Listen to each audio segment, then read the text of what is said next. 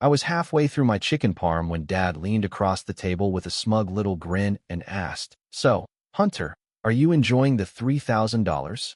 At first, I thought he was joking, like one of his weird dad jokes that never quite land. But then I looked up and saw the way his eyes were squinting at me, the way Mom froze with her fork in midair, and the way my sister was suddenly way too interested in her napkin. That's when I realized this wasn't a joke. And whatever $3,000 he was talking about, I hadn't seen a dime. My name's Hunter, I'm 26, and I've always thought my family was, well, functional enough. Not perfect, what family is? But growing up, I figured we were doing okay. 2 parents, 1 younger sister. Her name's Kennedy. She's 23 now, and a golden retriever named Milo who honestly got more birthday cards than I ever did. We weren't rich, but my parents were smart with money. Dad's in logistics, Mom's an accountant, and they always preached the value of saving, budgeting, and not living beyond your means. Which made what I later found out feel like getting slapped with a brick wrapped in a budget spreadsheet. The thing is, I've always been the low-maintenance kid. I moved out at 20, worked part-time through college, lived in a dumpy little apartment with 3 roommates and mold in the shower. Never asked for money, never expected a car on my birthday, never once demanded help when I was eating canned soup 5 nights a week. Meanwhile, Kennedy was different. Think manicures at 16, designer bags at 18, a MacBook for college essays, even though she was mostly using it to stream Love Island. And 2 gap years to find herself in Europe while I was busting my back hauling furniture for tuition money. Still, I figured that's just how it is with younger siblings sometimes. Parents get softer the second time around, right? And besides, it wasn't like I was keeping score. At least, not until that dinner last month. The one that snapped the blinders off and made me realize just how deep this hole went. It was supposed to be a simple family dinner. Mom had invited me out to celebrate my new promotion. I'd just gotten bumped up to project manager at the small tech company I work for, and they wanted to take me somewhere nice. We went to this Italian place I loved as a kid, one of those family-run joints with red checkered tablecloths and pictures of Venice on the walls. We were mid-meal when Dad dropped the bombshell question about the $3,000. What money? I said, half laughing. That's when Dad's smile vanished like someone hit a switch. His brow creased, and he looked at Mom like she'd just spilled wine on the rug. Wait, you didn't tell him? Mom didn't answer. She just set her fork down, slowly, like she was afraid any sudden movement might make the situation worse. What money? I repeated, my voice sharper this time. Dad looked back at me. Your mom's been sending you money each month since last year. $250 a month. I thought it was to help with your student loans or rent or something. She told me you were tight on cash. My stomach dropped. Not in that dramatic movie way, but like an elevator just clipped its cables and left me hanging somewhere between fury and disbelief. I haven't gotten a single cent, I said slowly. Not one. Dad blinked. Are you serious? Mom finally spoke. Hunter, I didn't think it mattered. Didn't think it mattered? I asked. You told Dad you were sending me money. Why would you lie about that? And that's when Kennedy piped up. Okay, can we not make this a whole thing right now? This pasta is literally getting cold. That was my first real clue. The casual way she said it. Like she knew. Like she wanted to move past it because the spotlight was turning in her direction. My brain started connecting dots I didn't even know were on the board. I turned to Mom, suddenly very still. Where's the money been going? She hesitated. Just for a second, but it was enough. Dad was already ahead of me. Wait, he said, his voice low. Tell me you haven't been giving it to. Kennedy needed help. Mom interrupted. She was going through a rough time. It was just supposed to be temporary, but then her phone broke, and she had that skin treatment thing, and the rent on her new place in Midtown was more than we expected. I stared at her. So, for over a year, you've been giving Kennedy money you told Dad was for me? Silence. I turned to Kennedy. What exactly have you been spending my money on? She rolled her eyes. Oh, please. It's not your money. It came from Mom. And it's not like you needed it. You've got a job and everything. I'm still trying to figure things out. And figuring things out requires what? Weekly spa treatments and a new iPhone. I snapped. Kennedy crossed her arms. You don't know what it's like to have real stress. Try dealing with a breakup, moving apartments, job interviews, and trying to keep your mental health in check, all without proper skincare. I wanted to laugh. I really did. But the kind of laugh that ends with someone flipping a table. Dad was just staring at Mom. You lied to me, he said quietly. For over a year. It wasn't a lie, she said defensively. It was reallocating. Reallocating. That word stuck in my head for days afterward. Like I was some line item on her personal budget sheet, easily deleted and moved around without a second thought. It wasn't even about the money anymore, not really. It was about the deception. About the fact that they could all sit there, eating breadsticks and sipping wine, while I was completely in the dark. After dinner, I didn't go home. I drove around for an hour, then crashed at my friend Noah's place. He didn't ask questions, just handed me a beer and let me sit with the silence. But I couldn't let it go. The next morning, I went digging. Old texts, bank statements, gift receipts. I remembered Mom once asked for my account number, just in case, and I'd sent it to her without a second thought. I pulled up my old messages and there it was. She had it. She'd just never used it. Instead, I found out she'd been transferring the money to an account ending in 5204. Kennedy's account.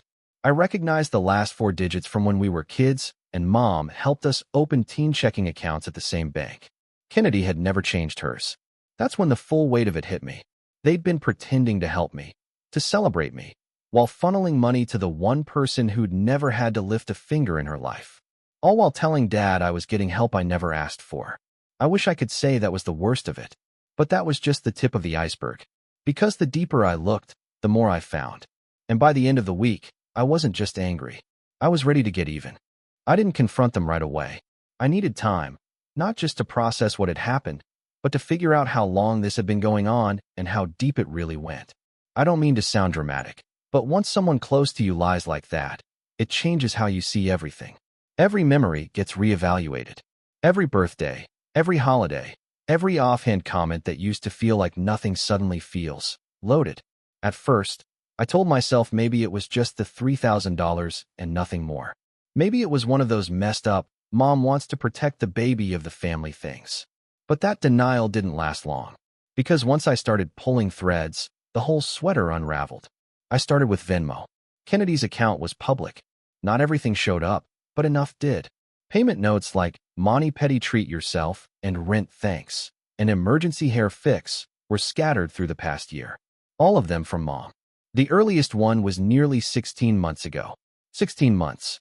That's $250 a month, which means, at least, $4,000. And that didn't even account for the bigger stuff. I found a tagged post on Kennedy's Instagram from about 5 months back. She was smiling outside a boutique hotel in Miami with the caption, "Needed this mini reset after such a stressful week. #selfcare queen," a friend commented. "Love the new Prada bag." And Kennedy actually replied, "Mama's treat. She gets me." Prada Miami. Stressful week. I felt like a fool. A full-blown clown. Here I was turning down outings with friends, delaying a car repair because my tire tread was dangerously low, and cutting back on groceries so I could start building a real emergency fund. And meanwhile, Kennedy was out here getting reimbursed by Mom for emotional turbulence and a bad breakup. I remembered back to last Thanksgiving, how Kennedy showed up late in some trendy beige sweater with a new iPhone and fake lashes so long they looked like windshield wipers. I joked, "Wow, someone's doing well," and she just smirked and said, "Gotta treat yourself." Mom chimed in back then, too, laughing along with her. "She's just young and fabulous. You were the same way, Hunter." Except I wasn't. I had a job at Jamba Juice at her age and shared a one-bedroom with a guy who never did the dishes. I didn't even own a working laptop until I was 22. I'd never once flown to Miami to reset. But it wasn't just the money, it was the attitude. Kennedy had always acted like she was owed the world, like every inconvenience was a personal attack. When her car got towed 2 years ago for parking in a loading zone, she cried for 2 days and called Mom to bail her out.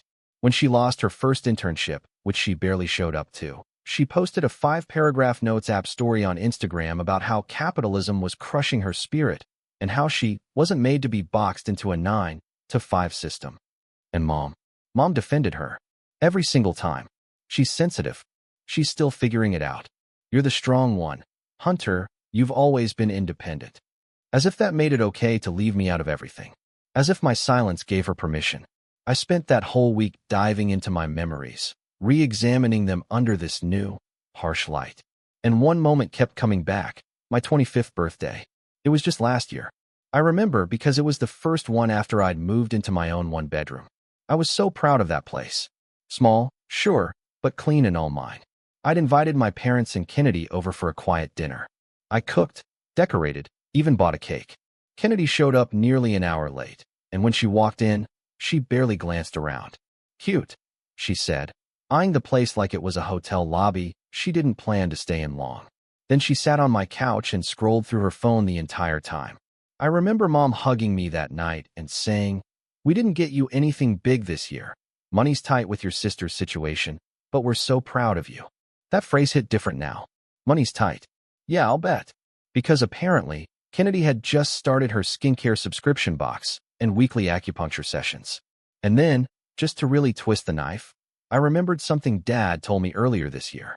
We were having lunch alone, and he said, "Your mom worries sometimes that you feel left out with all the attention Kennedy gets. But just so you know, we see you. Even if we don't always say it." I'd brushed it off. It's fine. She's the loud one. Now I wasn't sure if that was true, or if I'd just learned how to make myself small enough to avoid being a burden. I didn't talk to any of them for a while after the dinner. Ignored texts. Declined a Sunday family lunch. I didn't trust myself to be in the same room without saying something I'd regret, or worse, something they still wouldn't take seriously. But of course, silence only made them louder. A week later, Mom called. I let it ring. Then she texted, "Hi honey. I know you're upset. Please don't let this come between us." It was never about favoritism. Kennedy was just going through a lot, and I didn't want to burden you. Me. You told Dad you were sending me money. That's not just protecting Kennedy. That's lying. To both of us. I just thought it would be easier that way. You were doing fine. Me. So you decided I didn't deserve help. No. Of course not. You're just more stable. Kennedy needs more from us right now. That sentence broke me. Kennedy needs more from us. As if my needs didn't matter because I wasn't falling apart. As if being responsible meant forfeiting any claim to support or fairness. I didn't want handouts, I never had. But I did want honesty. And at the very least, respect. Then Kennedy messaged me. "Kennedy, Mom said you're being really dramatic about the whole money thing." I didn't reply. A minute later. "Kennedy, I didn't ask her to lie. That's on her. And to be honest, it's not like I'm rich either. You think $250 a month covers a lifestyle?" LOL, no. Then she sent a third one, probably thinking it would help. "Kennedy, look, if it really means that much to you, I'll stop taking the money." That was the moment I realized she didn't feel guilty. She felt annoyed. Like I was inconveniencing her with my reaction. I didn't reply. Later that week, Mom tried inviting me to a family check-in dinner. I declined. Told her I was busy. Truth was, I wasn't ready to sit across from them and pretend everything was okay just because she wanted to sweep it under the rug. But life has a way of pulling people back together whether they like it or not. 2 weeks later, Dad's birthday came up. He wanted a barbecue at home.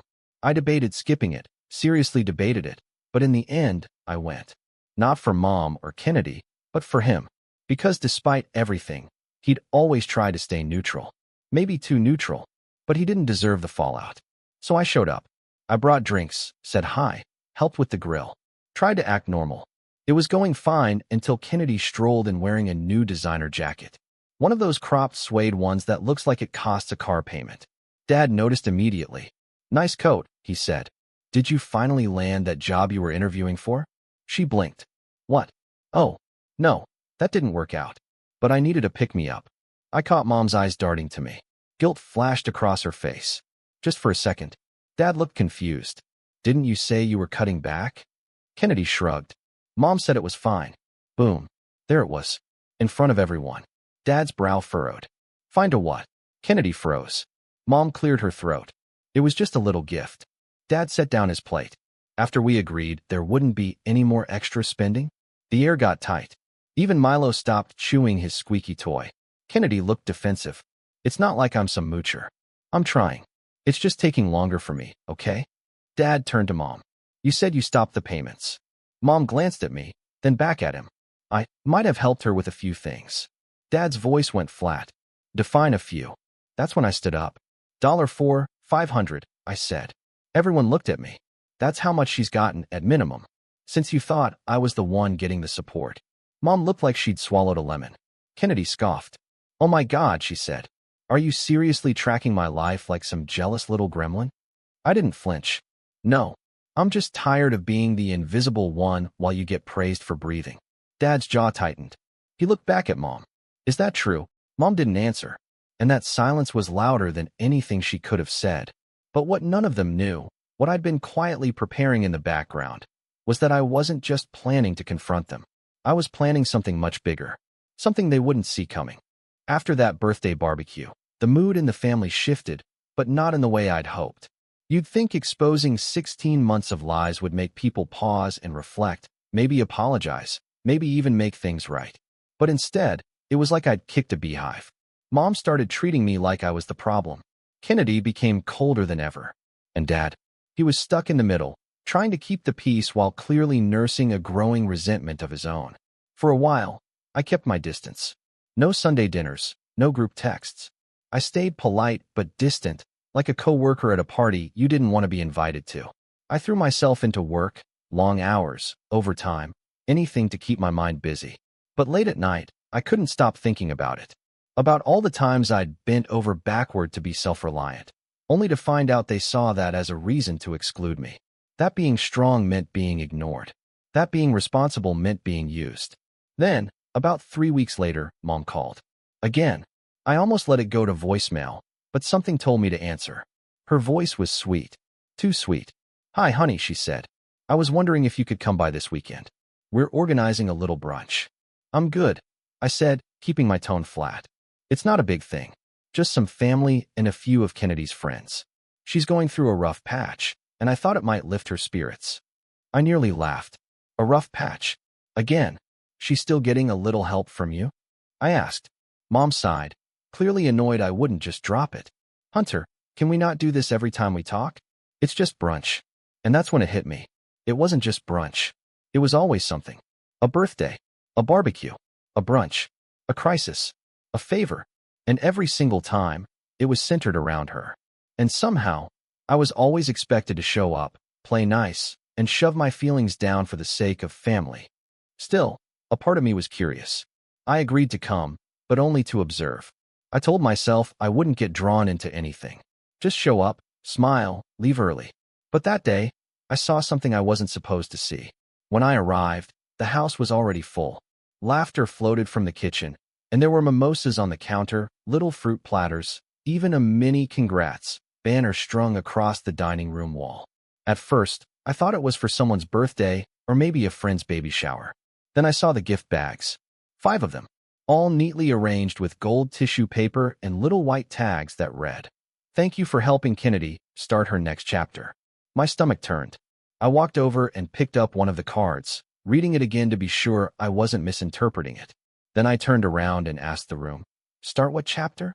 That's when Mom walked in.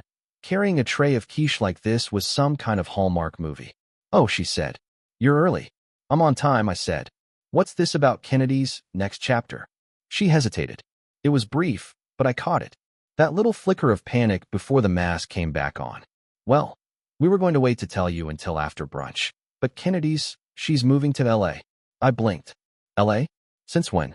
A couple weeks ago. She landed an opportunity out there. A modeling rep. One of her friends connected her. And you didn't think to mention this before? We didn't want to overwhelm you, she said, already defensive. It's been a delicate process.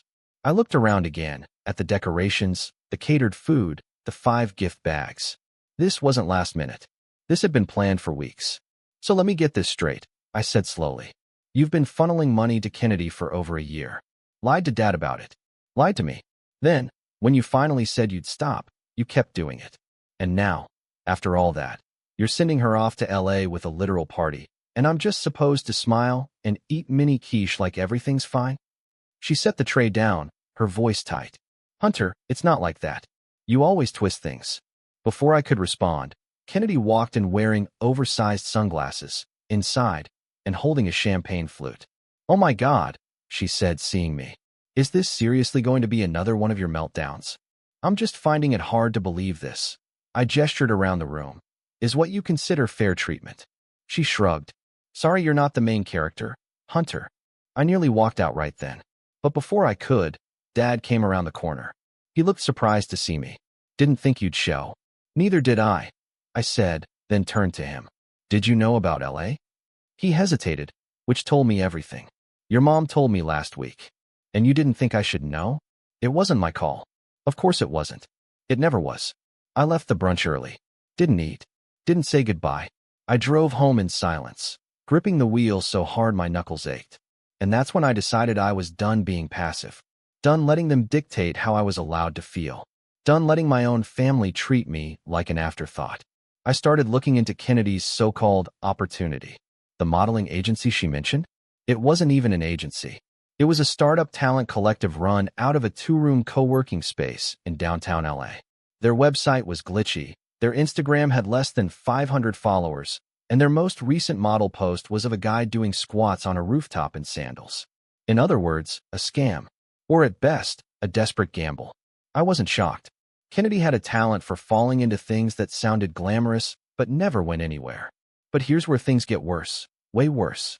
3 days after the brunch, I got a text from Dad. Just 3 words. We need to talk. I called him. He sounded off. Hunt, can you come over tonight? Why? He paused. I need to show you something. It's about the house. That's when my stomach dropped. When I got there, he was in his office, door closed, blinds drawn. He looked exhausted. He handed me a folder. It was a copy of a financial transfer. $15,000. From their joint account. To Kennedy. Labeled, Loan, Housing Startup. I looked up at him. What is this? She told your mother she needed a safety cushion to secure a place out west.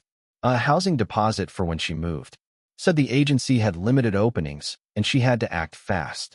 I already knew where this was going. And Mom just gave it to her. He nodded. Without telling me. I only found out yesterday when I checked the account for the property tax payment. $15,000, I whispered. She pulled it from the emergency fund. You remember that account we set up after Grandpa passed? I nodded slowly. The one he left for emergencies. Car repairs. Medical. Dad's jaw was clenched. Gone. I sat back, stunned. Does Kennedy even know that's where it came from? I doubt it. And if she does, she doesn't care. I couldn't believe it. Not just the amount, but the level of betrayal. Mom had dipped into an inheritance meant to keep the family stable during hard times to bankroll a pipe dream. And she didn't even tell her husband. She didn't tell me. She just acted. I asked the obvious. Can you reverse it? Or freeze the account? Dad shook his head. Already processed. She transferred it to her personal savings. Then withdrew most of it. Cash. Cash. Meaning it was gone. And that's when I realized something that made my blood run cold. She's not planning to come back. Dad looked at me, confused. What? She's burning the bridge. Taking the money and running. And Mom's letting her. We sat in silence. Then Dad said something that changed everything. I think your mom put her name on the deed. I blinked. What? I'm not sure. She's been cagey about the paperwork lately. Said she needed to update a few things with the lawyer. But I overheard her on the phone with Kennedy last week. Something about ensuring future security if anything happened to her or me. And that was it. That was the moment. The moment I knew Mom wasn't just playing favorites. She was setting Kennedy up to inherit everything. The house. The emergency fund. The insurance. All of it. And me? I'd be lucky if they remembered to forward the Christmas cards. I didn't sleep that night. My mind raced through every conversation, every small betrayal I'd overlooked for the sake of peace. But this wasn't just about being left out anymore. This was theft, manipulation, erasure, and I wasn't going to let it slide. Not this time. I didn't go home that night. After Dad dropped the bomb about the deed, I just drove. No destination. Just road and headlights and a tight, sour feeling in my chest that wouldn't go away. I must have passed the same gas station 4 times without realizing it. I wasn't crying. Nothing that clean or cathartic. I just felt empty. Like the inside of me had been scraped out and filled with wet concrete. Heavy. Cold. Final. $15,000 from Grandpa's emergency fund. A secret deed change. A sister packing her bags for Los Angeles with designer luggage and fake lashes while I was still driving a 12-year-old Corolla with a cracked taillight. And somehow, I was still the villain in their eyes, for asking questions. For noticing. When I finally pulled into my apartment complex at 3 in the morning, my head was pounding. I sat in the car with the engine off and stared at the wall of my building, wondering if I should just sleep in the driver's seat. Go inside and face the silence, or stay in the dark a little longer. I went inside eventually, but I didn't sleep. Over the next few days, everything in my life started to fray. I messed up a client report at work, forgot a team Zoom meeting, ate cereal for dinner 4 nights in a row.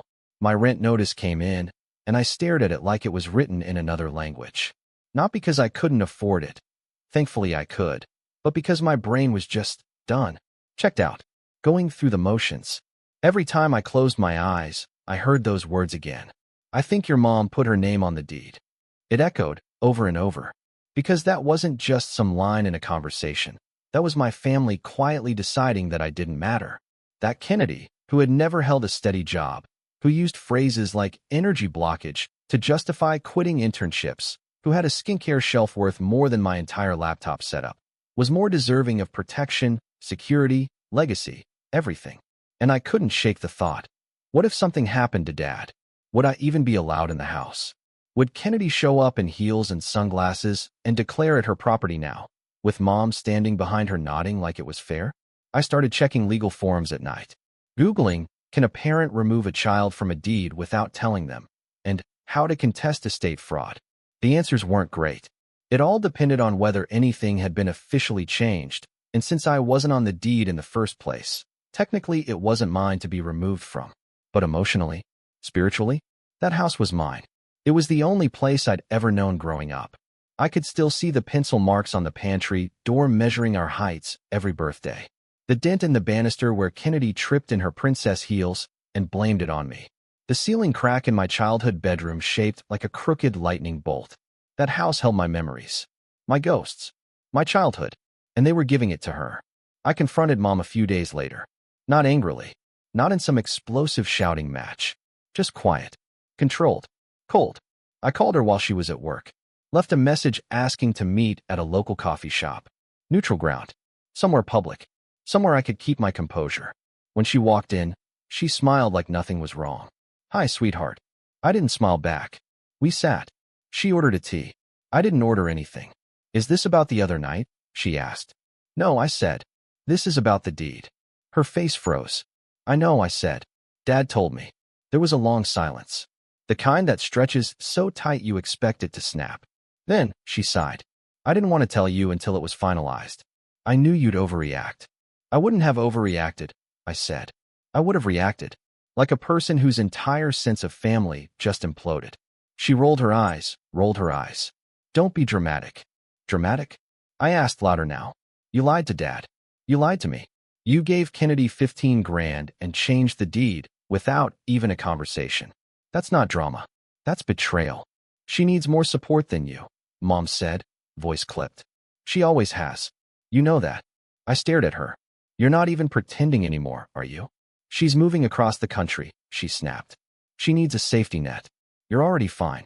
You've always been fine. I wanted to scream. Instead, I asked, what happens if Dad passes first? Does Kennedy inherit the house? Mom hesitated. That's not the plan. Answer the question. A pause. Yes, she said. Technically, that was the final crack in the dam. Everything inside me went still. Then we're done, I said. She blinked. Excuse me. I'm done, Mom. With the pretending. With the manipulation. With being your backup plan. You're being cruel, she said quietly. We're family. No, I said, standing. We were. I left without looking back. Dad tried calling that night. I didn't answer. I didn't have the energy to play diplomat anymore. Over the next few weeks, I went dark. Not in an act of revenge, at least not yet, but in an act of self-preservation. I stopped answering family group chats. I skipped Kennedy's going-away dinner. I deleted Instagram to avoid seeing her California here I come palm tree posts. I started therapy too. Figured if I was going to get through this, I need someone to talk to who didn't think I was just being too sensitive. And through it all, I planned. Not for revenge. Not yet. But for distance. I started looking for new apartments. Out of state. Clean slate.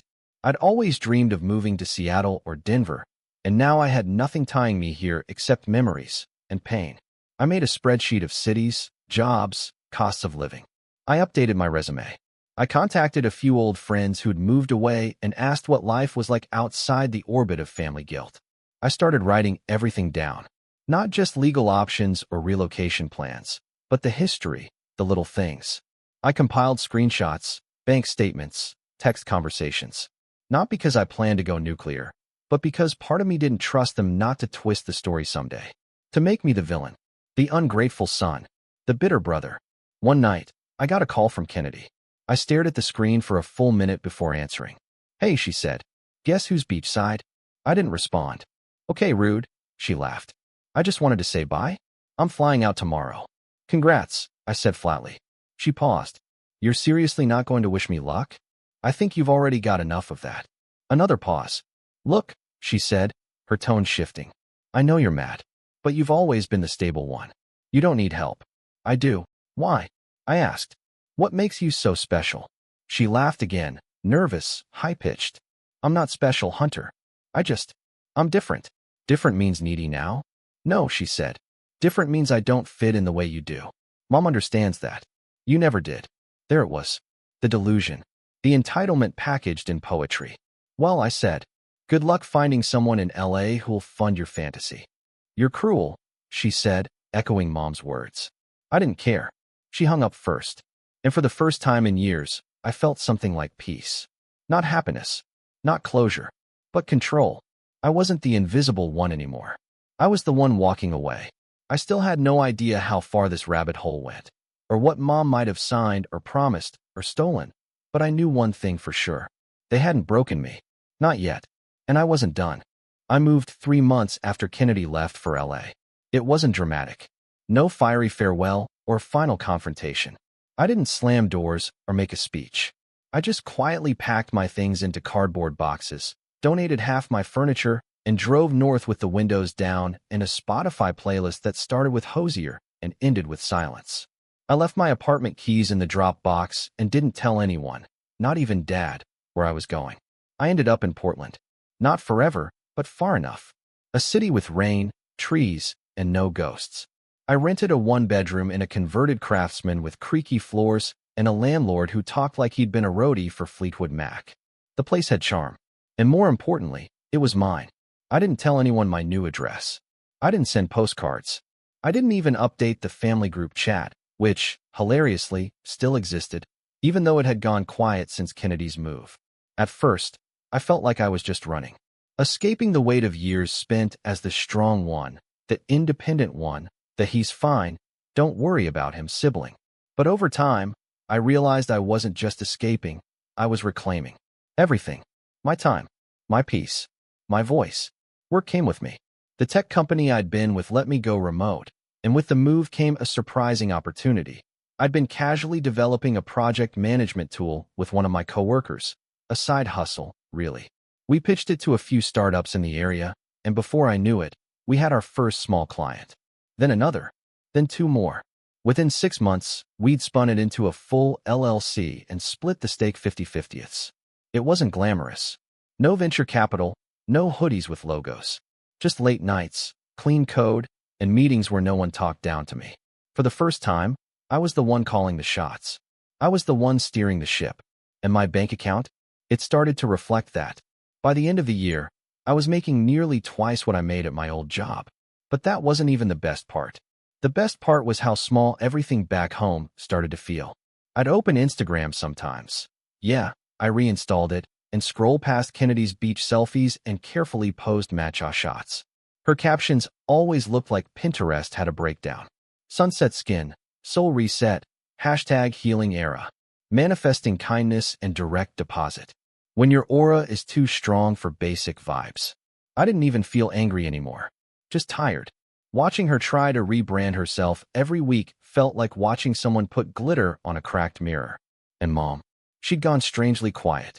No texts, no calls, not even a birthday message when I turned 27. It stung, but only for a moment. Because slowly, my life began to fill with people who saw me. Not the version of me that my family had constructed, some stoic, unfeeling support beam, but me. The guy who loved board games and late-night ramen. The guy who geeked out over urban planning podcasts. The guy who didn't have to perform strength just to be accepted. I joined a climbing gym. Made a few friends through work and a volunteer coding mentorship program. Started dating someone who actually asked about my day and listened when I answered. Her name was Lila. Soft-spoken, sharp-eyed, and a therapist by trade. The first time I told her about my family, I expected the usual head tilt and polite "that's rough." Instead, she asked me one question. Why did you keep showing up for them, even after they kept choosing her? I didn't know the answer then, but I kept thinking about it. Because she was right. For years, I'd let myself believe that being the reliable one meant absorbing everyone else's chaos. That if I was just patient enough, responsible enough, quiet enough, I'd earn my spot. Be seen. Be chosen. But that's not how it works. You don't earn love by disappearing. You earn it by showing up for yourself. A year passed. Then one day, out of nowhere, I got a letter. Not a text. Not an email. An actual letter, postmarked from LA. Inside was a short, handwritten note in Kennedy's loopy cursive. Hey, things are weird here. The agency folded.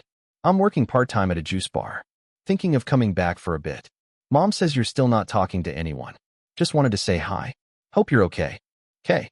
I stared at it for a while. No apology. No acknowledgement. Just another gentle nudge, like I was a vending machine and she was hoping I still had something left to dispense. I didn't reply. 2 months later, I got a call from an unknown number. I let it ring. Then I checked the voicemail. It was Dad. His voice was rough. Older.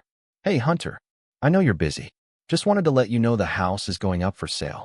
Your mom's moving into a condo. Said it's too much to manage on her own. Anyway, hope you're well. I miss you, kid. It should have felt like a victory. I'd known they couldn't sustain that lie forever, that the money would run out, that reality would catch up. But instead, it just felt hollow. The house was never the problem. It was the people inside it. Lila and I went out to dinner that night. I told her about the voicemail. She reached across the table, squeezed my hand, and said, "You don't owe them your peace." And she was right. But something in me still wanted closure. Not for them, for me. So I started writing. Not a blog. Not a public essay. Just a letter. To Mom. I spent 3 weeks working on it. Every paragraph rewritten. Every sentence combed through. I didn't hold back, but I didn't rant either. I told her everything. The lies. The favoritism. The betrayal. The way it made me feel. Not just angry, but small. Forgotten. Like my love was only useful if it was quiet. I ended it with this. I'm not reaching out to repair things. I'm reaching out to say I see you now.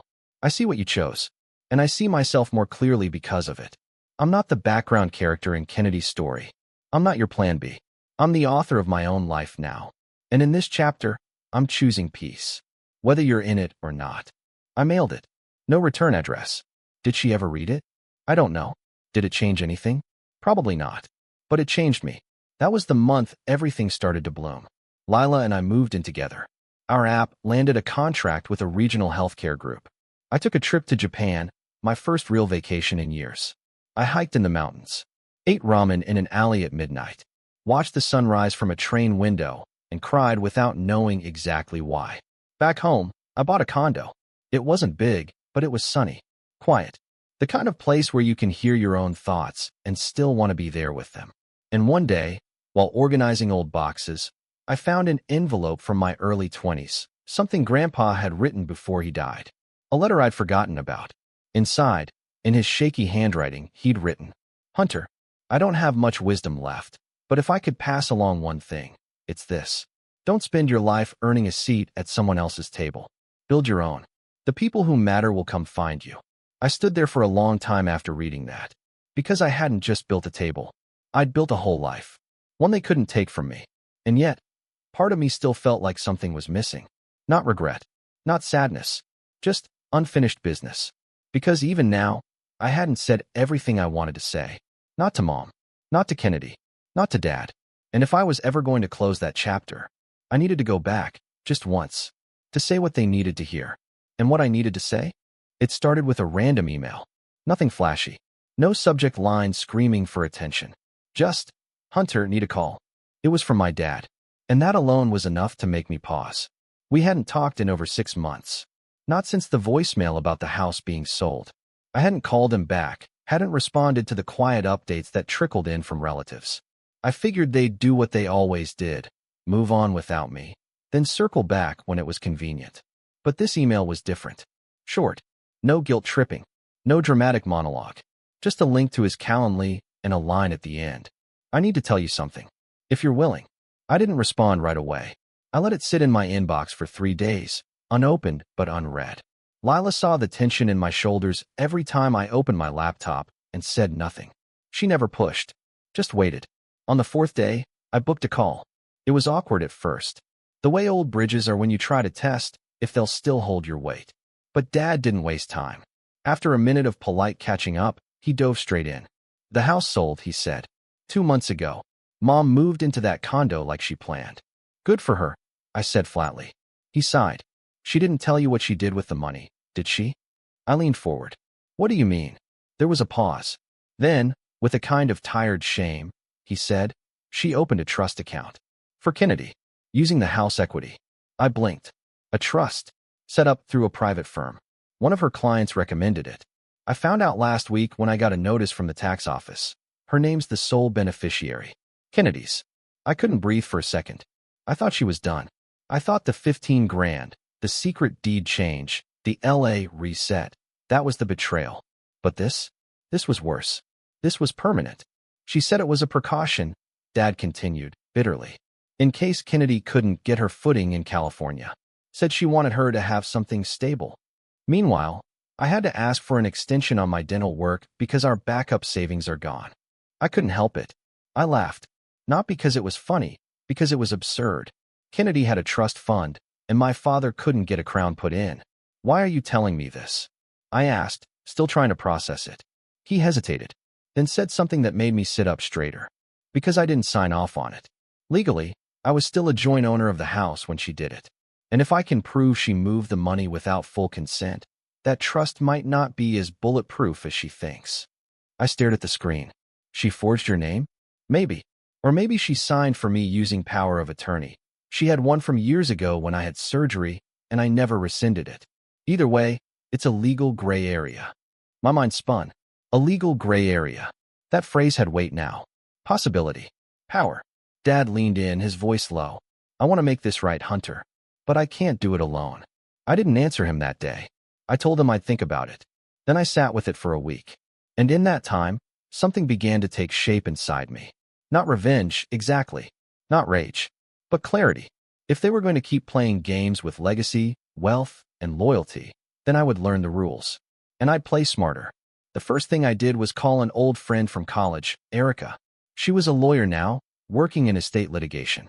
We hadn't talked in years, but she picked up like no time had passed. When I told her the story, she whistled. That's a mess. You think there's a case? There's something. Especially if your dad still had joint ownership when the sale was processed. Trust law varies by state. But if the asset was sold under false pretenses, we might be able to contest the creation of the trust itself. At the very least, we can open discovery. That was the first spark of hope I'd felt in a long time. She helped me draft a power of attorney revocation for Dad to sign. Then we filed an informal inquiry with the county clerk's office about the deed transfer.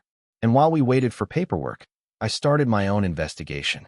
I dove into Kennedy's life like a private detective with a grudge. Her Instagram, of course, was still the same curated mirage. But I noticed something strange. The posts had slowed down. The captions had lost their sparkle. There were fewer brand tags, fewer check-ins at expensive brunch spots, more indoor selfies, more vague quotes about the power of letting go. I checked her LinkedIn, still listed as creative consultant, freelance. Then I found it. A small blog she'd started under a different name, Soul Stitch. A mix of journal entries, lifestyle posts, and cryptic rants. One entry stood out. I'm tired of being the one everyone expects to shine. Tired of playing the it girl while drowning in debt and fake smiles. I gave up everything for a shot, and now I'm invisible. My family doesn't even call anymore. It was dated 3 weeks ago. I read it twice. Then again. She was slipping.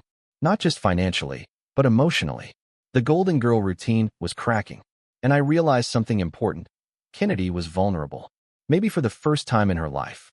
That's when I made a decision. I would take back what was mine. Not with screaming matches. Not with revenge fantasies or ruined holidays. With precision. I worked with Erica to build a case, quietly. We filed a petition for financial mismanagement.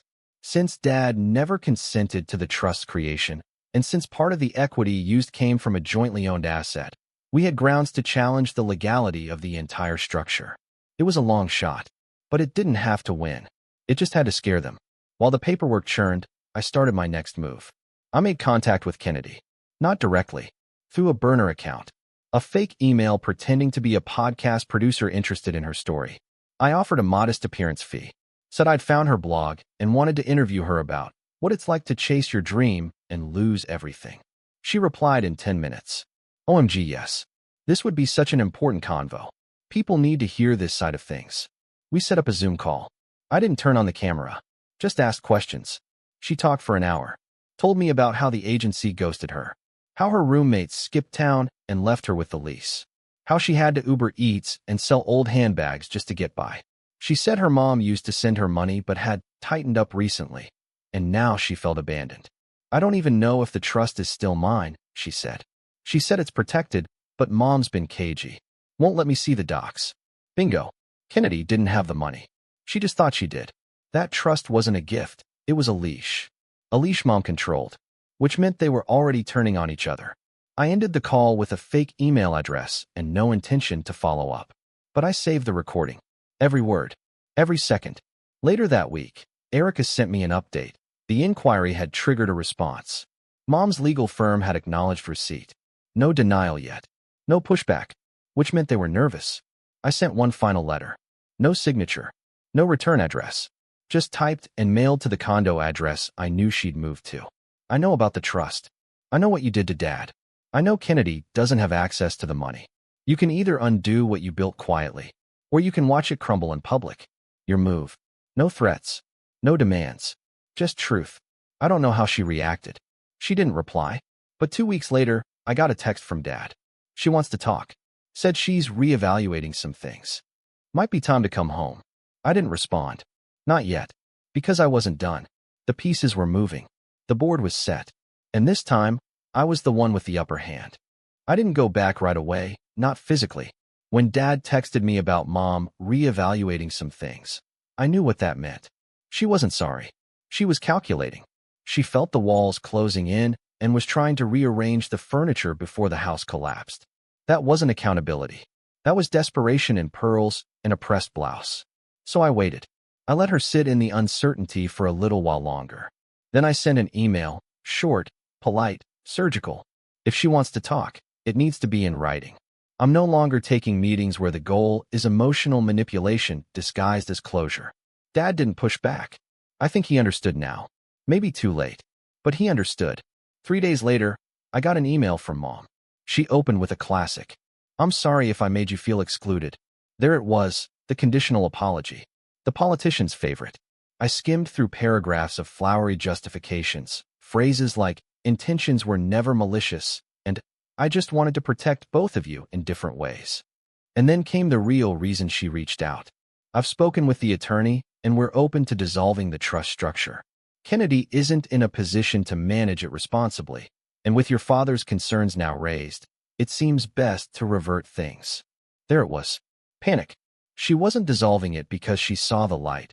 She was dissolving it because we had her cornered. Because Erica had started the process of filing for financial misconduct on Dad's behalf, and Mom knew that even if she didn't lose, the discovery alone would drag her name through every dusty filing cabinet and leave a mark on her record. I replied, send me the documentation showing it's been dissolved.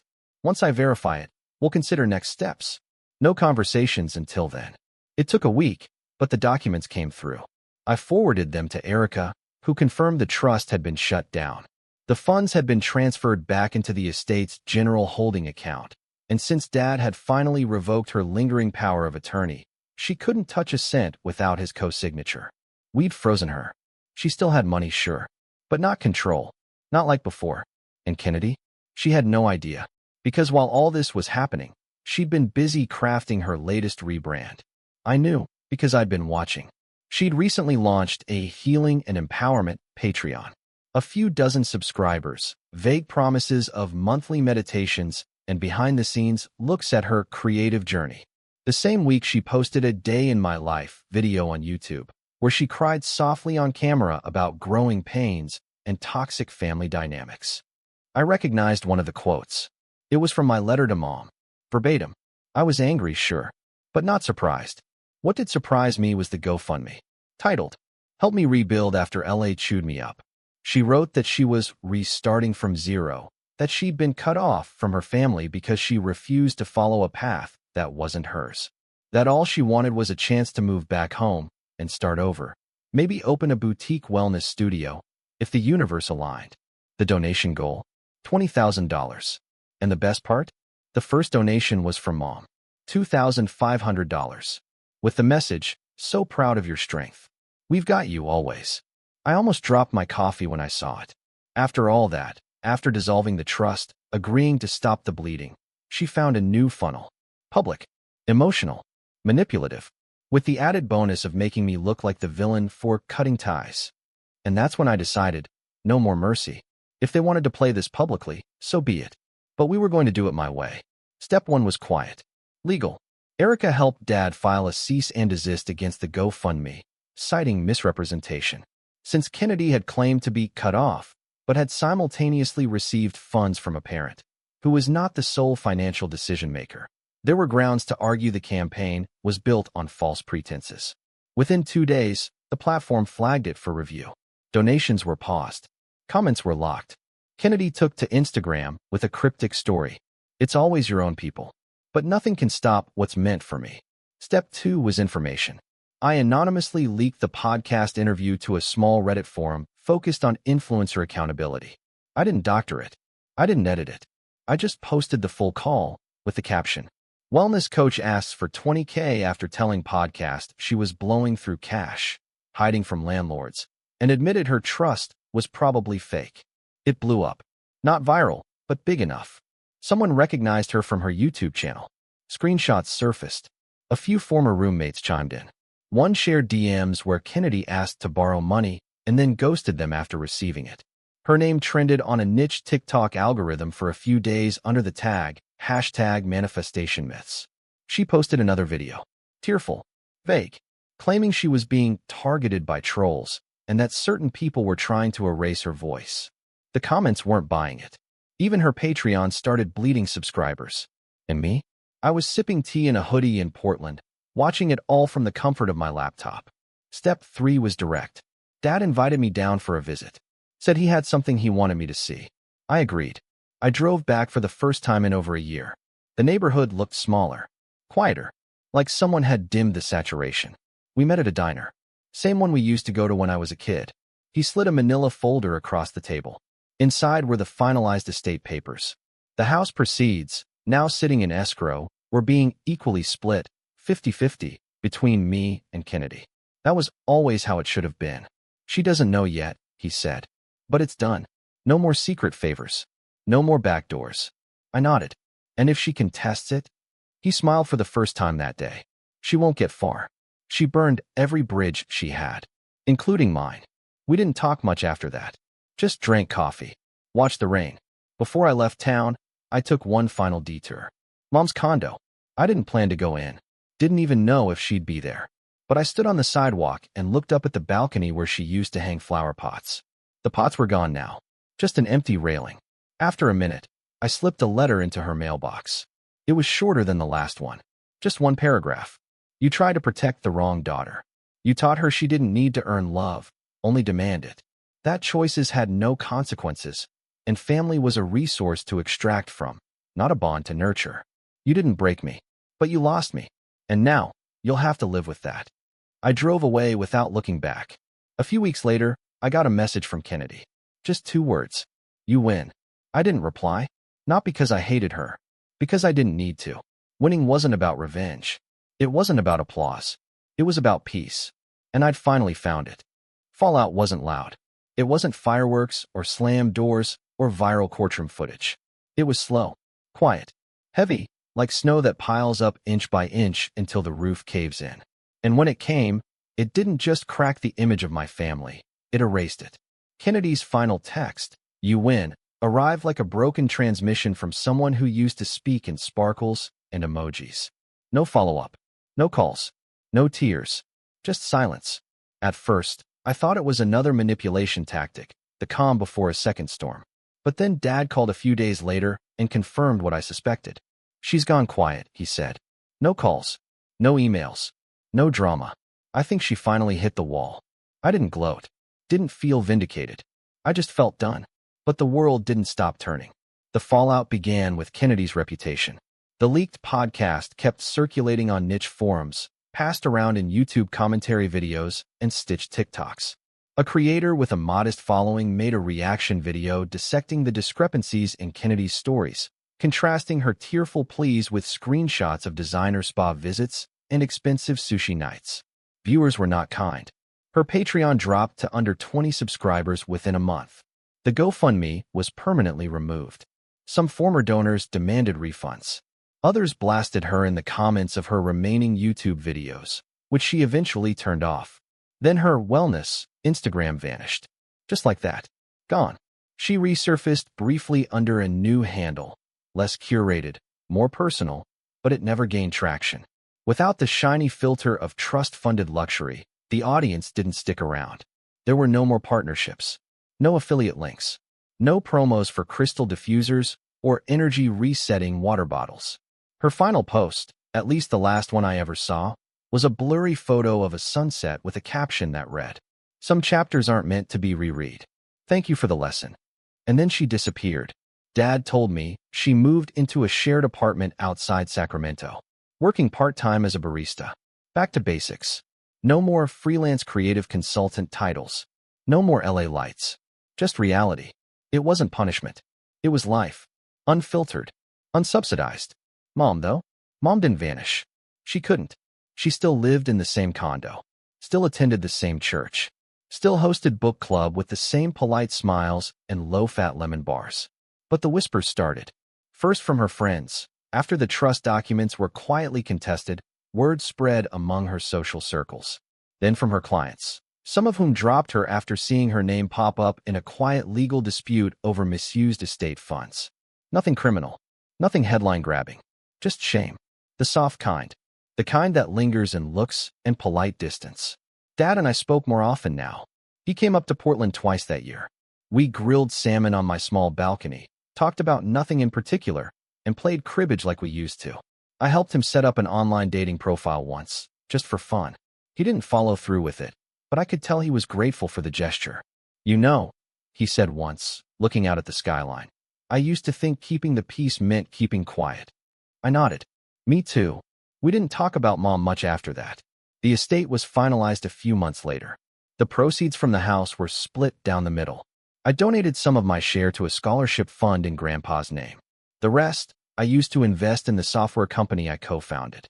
We hired 2 more employees that summer and signed a contract with a logistics firm in Seattle. And one evening, while updating payroll, I saw my bank account balance and smiled. Not because of the number, but because I earned every single digit of it. No shortcuts, no strings, just work, boundaries, and rebuilding. Lila and I got engaged the following spring. She proposed. On a rainy trail overlooking the Columbia River Gorge, she pulled out a tiny ceramic ring box and said, "You've been walking alone for too long. Want to keep walking, but together?" I cried. Then I laughed through the tears. Said yes before she even opened the box. Our wedding was small. Just friends, her family, and Dad. No drama. No table flipping. Just laughter, good wine, and a playlist we made together. I didn't invite Mom. Not out of spite, but because you don't invite arsonists to your rebuilding ceremony. That night, as Lila and I danced under a string of patio lights, I remembered something Grandpa used to say. Sometimes, the loudest peace comes after the quietest goodbye. He was right. Letting go didn't feel like a loss anymore. It felt like freedom. I stood in the middle of everything I built, my friends, my work, my wife, and realized this wasn't the ending of a painful story. It was the beginning of a life no longer written by other people's expectations. A few weeks later, I got one last letter from Mom. No return address. Just her handwriting on the envelope. Inside was a single sheet of paper. "I thought you'd change your mind by now. I thought you'd miss us.